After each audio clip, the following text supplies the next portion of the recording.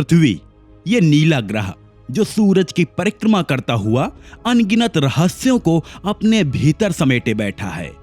हम सब इसके सतह पर रहते हैं, इसके संसाधनों का उपयोग करते हैं, इसके वातावरण में सांस लेते हैं। पर क्या हमने कभी यह सोचा है कि यह ग्रह और हमारा पूरा सौरमंडल आखिर किस रहस्यमय कहानी का हिस्सा है?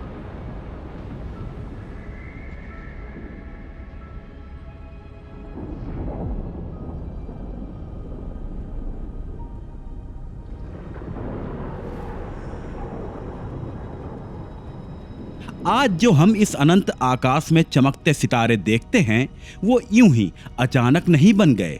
इसके पीछे अरबों सालों की एक रहस्यमयी यात्रा छुपी है। एक यात्रा जो शुरू हुई थी उस दिन जब पूरा ब्रह्मांड केवल एक दहकता हुआ गैसीय समुद्र था। कोई तारे नहीं थे, कोई ग्रह नहीं थे, बस जलता हुआ हाइड्रोजन गैस का घना सूप। और फिर ब्रह्मांडीय गुरुत्वाकर्षण ने खेल शुरू किया। धीरे धीरे ये गैस इकट्ठा होने लगे और तारों का जन्म हुआ।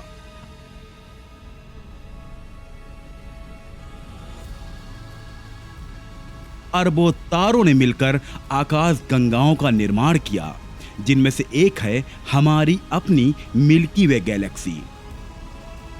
लेकिन क्या हमारी ये आकाश गंगा सुरक्षित है? क्या ये हमेशा यूं ही बनी रहेगी? देखिए, हम हमेशा मानते रहे हैं कि हमारी मिल्की वे अभी युवा है और लगातार नए तारों का निर्माण हो रहा है। लेकिन अब जो डेटा आ रहा है वो थोड़ा चौंकाने वाला है। हमारी आकाश गंगा शायद अपने अंतिम चरणों की ओर बढ़ रही है। सवाल यह है कि इसके पीछे असली वजह क्या है? यह सवाल जितना साधारण दिखता है उतना ही रहस्यमयी है। हमारी मिल्की वे के पास आज भी वो सारे कच्चे माल मौजूद हैं जिनसे नए तारे बन सकते हैं। फिर क्यों यह प्रक्रिया धीमी पड़ रही है? क्या कोई अदृश्य शक्ति हमारी मिल्की वे को भीतर से खोखला कर रही है? क्या इसका कातिल हमारे ही बीच मौजूद है?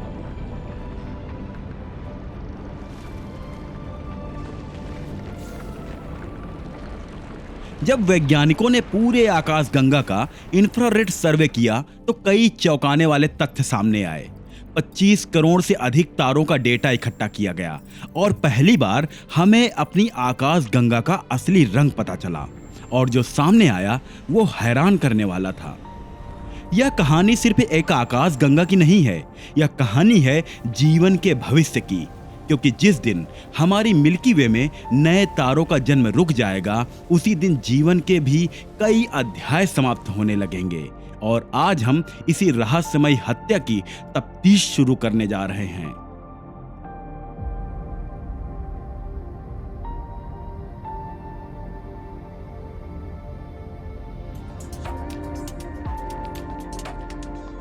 पृथ्वी, वैसे तो यह ग्रह दिखने में नीला है, पर इसके बनने के पीछे कई गहरे और काले राज छुपे हैं। यह पूरे ब्रह्मांड में मौजूद 100 अरब से अधिक ग्रहों में से एकमात्र ऐसा ग्रह है जहां जीवन पनप रहा है।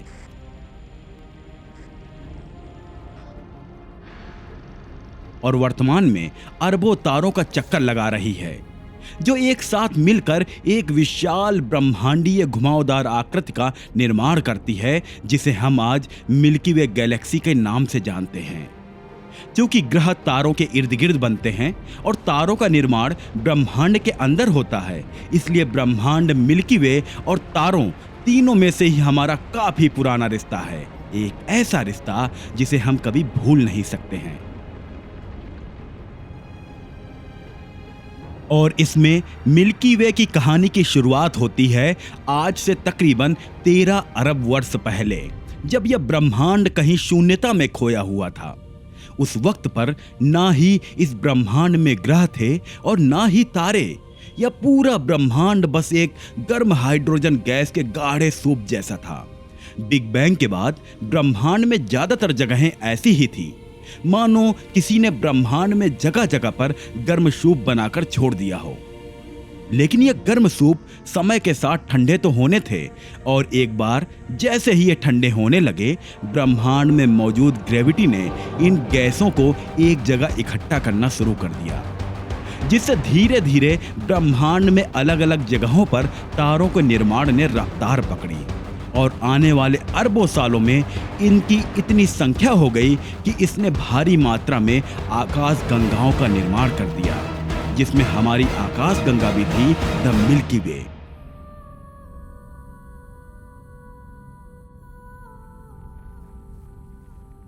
हिंदू ग्रंथों में लिखा है, जिस चीज का जन्म हुआ है उसका अंत भी निश्चित है। उदाहरण के लिए, किसी बच्चे के जन्म के बाद जब वो युवा बनता है तो उसके अंदर काफी जोश और ऊर्जा होती है और वो हर काम करने के लिए उत्सुक होता है, परंतु समय के साथ उसकी यह उत्सुकता कम होती चली जाती है और फिर वृद्धावस्था आते आते उसके अंदर की ऊर्जा पूर्ण रूप से समाप्त हो जाती है और वो अपने अंत की तरफ अग्रसर हो जाता है।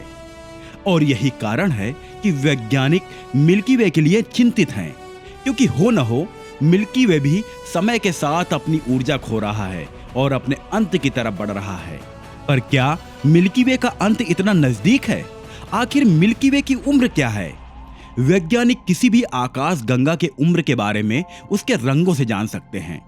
उदाहरण के लिए, अगर किसी आकाश गंगा का रंग नीला नजर आता है तो इसके काफी ज्यादा संभावना होगी कि वो आकाश गंगा भी युवा अवस्था में है। पर वहीं अगर किसी आकाश गंगा का रंग लाल है तो इसके काफी अधिक चांसेस होंगे कि वो आकाश गंगा अब अपनी बुढ़ापे की तरफ बढ़ रही है और उसमें मौजूद तारों की चमक धुंधली पड़ रही है। तो आखिर हमारी आकाश गंगा किस रंग की है, लाल या नीली?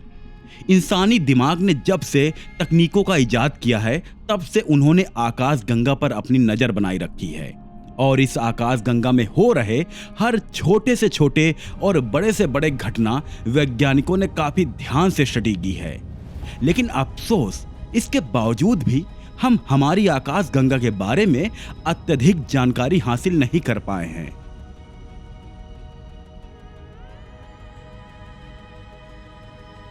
दरअसल हम आकाश गंगा में जहां रहते हैं वहां से हमें कभी हमारे ही आकाश गंगा की पूरी छवि नहीं दिख सकती और इसके सेंटर की तरफ इतनी ज्यादा रोशनी होती है कि हम उसके आर पार भी नहीं देख पाते। ऐसे में यह बता पाना काफी मुश्किल है कि आखिर हमारी आकाश गंगा किस रंग की है। पर हम इस सवाल को ऐसे ही छोड़ तो भी नहीं सकते हैं। और आखिरकार वैज्ञानिकों ने रोशनी को मिल्की वे से चीरते हुए बाहर भेजने का एक जुगाड़ निकाल ही लिया, इंफ्रारेड किरणें।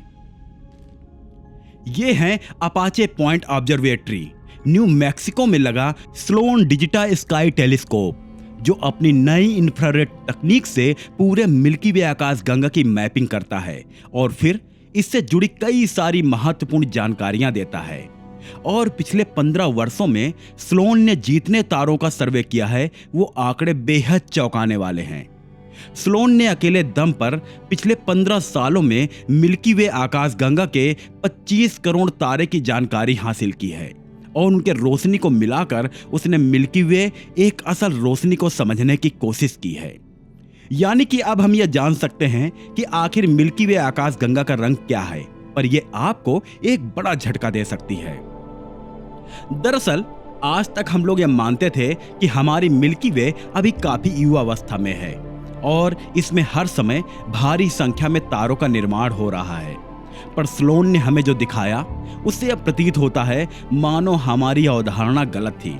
मिल्की वे बिल्कुल भी युवा अवस्था में नहीं है, ये शायद अब अपने वृद्धावस्था की तरफ अग्रसर हो चुकी है।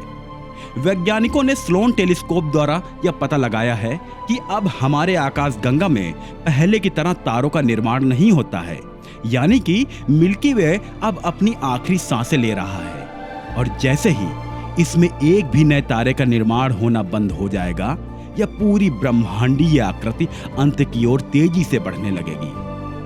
पर अजीब बात यह है कि हमारी आकाश गंगा में अब भी वो तत्व मौजूद हैं जो नए तारों का निर्माण कर सकते हैं, अर्थात यह काफी स्वस्थ है। पर यहाँ कोई चीज है जो नए तारों के निर्माण में मिल्की वे के लिए रोड़ा बन रही है, लेकिन आखिर वो चीज क्या है? हम यह समझ नहीं पा रहे हैं कि आखिर हमारे मिल्की वे को किसकी नजर लग गई। सारे तत्व और सारी संभावनाएं होने के बावजूद भी इसमें तारों का निर्माण काफी धीमा पड़ चुका है और यही चीज हमें डरा भी रही है और सता भी रही है। आखिर आकाश गंगा में ऐसा कौन घुसपैठिया आ गया है जो इसकी सेहत बिगाड़ रहा है? आखिर मिल्की वे की हत्या करने में कौन लगा है, यह वैज्ञानिक नहीं जानते हैं, पर इस मर्डर मिस्ट्री को सुलझाने के लिए वो भरसक प्रयास में जुट चुके हैं।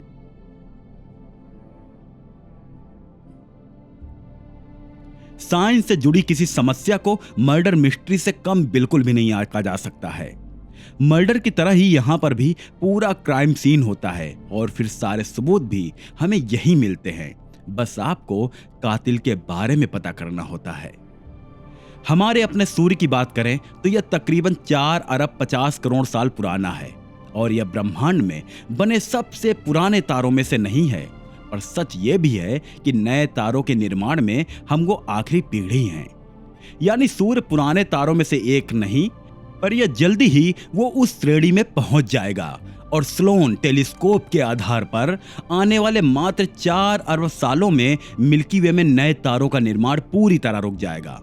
भले ही यह समय इंसानी नजरों में काफी ज्यादा है, पर ब्रह्मांड के लिए 4 अरब साल पलक झपकने के बराबर है और इसलिए इससे पहले यह पलक झपके वैज्ञानिकों ने उस कातिल की तलाश में एक साइंटिफिक इन्वेस्टिगेशंस की शुरुआत की है, जिसमें उन्हें पता लगाना था कि आखिर वो कौन सा कारक है जो मिल्की वे को मौत का कारण बना रहा है।